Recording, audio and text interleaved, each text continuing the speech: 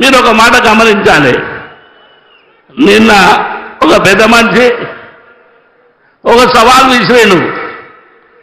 బీసీలకు సీమనెత్తురు ఉంటే, బీసీల యొక్క ధైర్యం ఉంటే కాసాన్ని చేవెళ్ళగడ్డ మీద గెలిపేయమని ఆయనకి ఇక్కడి నుంచే సవాల్ ఇస్తున్నా. తప్పకుండా చేవెళ్ళగడ్డ మీద కాంగ్రెస్ గెలుస్తుంది, చేవెళ్ళగడ్డ మీద కాంగ్రెస్ గెలుస్తుంది. కాసాని జ్ఞానేశ్వర్ గెలుస్తున్నాడు.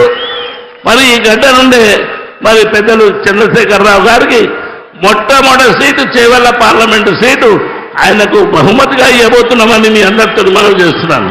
మిత్రులారా, ఊహించని రీతిలో ప్రతి మారుమూల గ్రామం నుండి వచ్చినటువంటి బీద బడుగు వర్గాలందరినీ కలిసి కట్టుకొని చప్పడిన వర్గాలతోని రేపటి నుంచి కార్యాచరణ ఉంటుంది.